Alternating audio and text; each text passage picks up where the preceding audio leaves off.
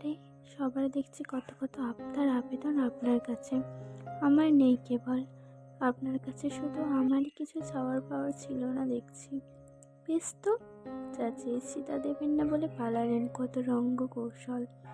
একটা পাপ বিরতির জীবন, একটি বন্দিত্বের প্রায়শ্চিত্ত, অসম্ভব আবদার রেখে সবার থেকে আলাদা হলাম। সবার মতো আবদার প্রকাশ করে কাঁদতে পারছি না। আমার আপনার ছিলই বাকি জয়ামির, একটি অসম্পর্ক, একটা বিরোধ, তথাকথিত বৈধ একটি পরিচয়। তার ভিত্তিতে কি বা সাইবার থাকতে আছে আপনার কাছে বলুন তো? এক জীবনে কারো মেয়ে বোন ও কিছু বন্দির কাণ্ডারি হতে গিয়ে স্ত্রী ও মা হওয়া হলো না। একটি বাপ ভাই ও কিছু বন্দির দায়ে সন্তান ও আপনি কে? আমার কি আপনি? স্বামী হবার যোগ্যতা কি আছে আপনার? একটা আমজাদ আলী প্রামাণিকের মতো পুরুষ আমি চেয়েছিলাম আপনার স্থলে। এলেন আপনি, দাবানলের আগুনের মতো দাও দাও করে জ্বললেন, জ্বালালেন। আর যখন নিভেছে আপনার শিখা, চারপাশে তাকালে দেখছি কেবল বনজাত ছাই, তছনছ হওয়া বিধ্বস্ত প্রকৃতি। কোথাও এক ফোঁটা জীবন নেই, কেবল দহনের ধোঁয়া। কেন এসেছিলেন আমার জীবনে? আমি তো চাইনি, কশমিন কালেও আপনার মতো নোংরা পুরুষকে চাইনি। অন্তুরা কখনো আপনাদেরকে চায় না। তবু এলেন, পোড়ালেন, চলে গেলেন। এ আপনার স্বেচ্ছাচারিতা নাকি আমার নিয়তি? এলেন যখন, জীবনটা গুছিয়ে নিলেও হতো।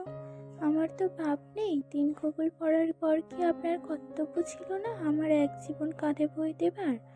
অথচ আপনি আমার রূহ অব্দে পুড়িয়ে ছাই করেছেন দিনের পর দিন। কারণ কবুলের মর্যাদা আপনি বোঝেন না পাপিষ্ঠ। এত অসহায় হয়ে নারী জীবন কি করে পাড়ি দেব একটাবার জিজ্ঞেস করেছেন? জিজ্ঞেস করেছেন বাপ হারিয়ে অন্তু কত অসহায় হয়ে পড়েছিল? কখনো কান বাঁধিয়ে অন্তুর বুকের নিঃশব্দ আত্মচিৎকার শুনেছেন? আপনি শুধু আরমিনকে দেখেছেন। বিয়ের পর তথাকথিত স্বামী হিসেবে কথা ছিল আপনাকে অবলম্বন করে দাঁড়ানোর, কিন্তু আপনি স্বামী হলেন না, আপনি হলেন জয়ামির। এত পাপ, এত নিষ্ঠুরতা! কোনোদিন শুধালেন না এসব থেকে কষ্ট পাও? কোনোদিন জানতে চাইলেন না আমার কাঠিন্যের নিচে নারীত্বের পুরুষ স্তর কতটুকু পুরু? কারণ আপনি আমার কান্না দেখেননি, তাতে বড় আফসোস আপনার। তার ছাদে বসে মালিকের কাছে কেঁদে মাতাল হয়ে আপনার ঘরে ফেরার সময় হবার আগেই কঠিন হয়ে বসে দেখেছি। আপনিও সমস্ত সীমা পেরিয়ে পাপ করে গেলেন। সেই সুবাদে ভেতরের নারী অন্তুকে হারিয়ে আমি হলাম কেবল একজন হবু আইনজীবী। তাই আপনিও কেবল আমজাদ আলী প্রামাণিকের প্রতিবাদী অন্তুকে দেখলেন, উকিল হবার স্বপ্ন দেখা ন্যায় বিচার প্রবণ আরমিনকে দেখলেন। জয়ামির, আপনি আমায় দেখেছেন কোনোদিন? যে মেয়েটা একটু একটু করে নারী জীবনের সমস্ত শখ আহ্লাদে গলা কেটে কিছু প্রাণ বাঁচাতে আপনাদের সাথে লড়াই করে গেছে। শেষে না সেই প্রাণগুলো বেঁচেছে, না সে নিজে। আমার বয়স কত? 24? বুড়ি হয়ে গেছি আমি? বলুন না।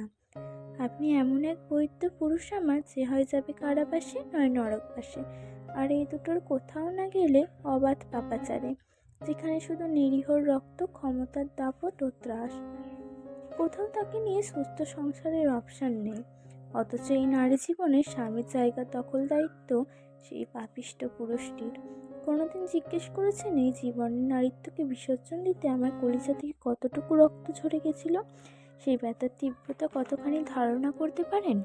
নারী হয়ে নারী জন্মকে বর্জন।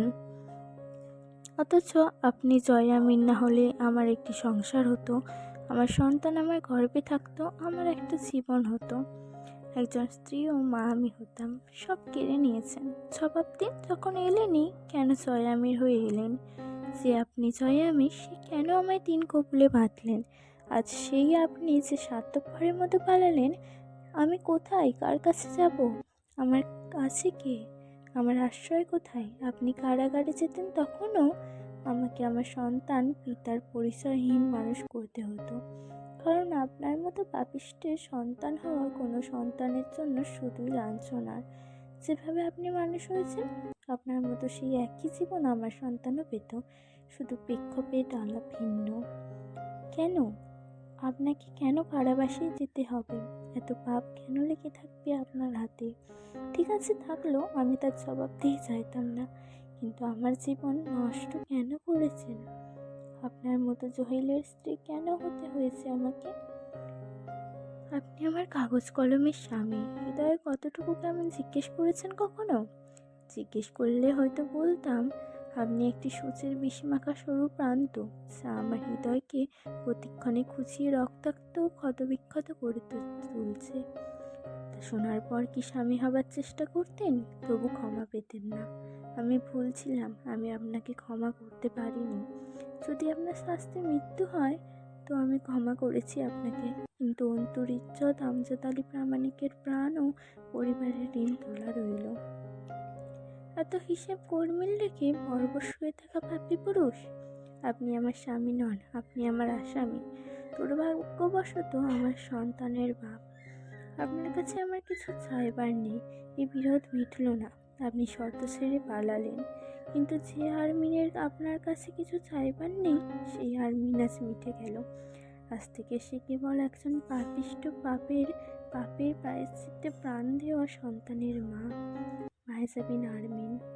আখিরাতে দেখা হলে এই বিরোধের খাতা আমি আবার খুলব।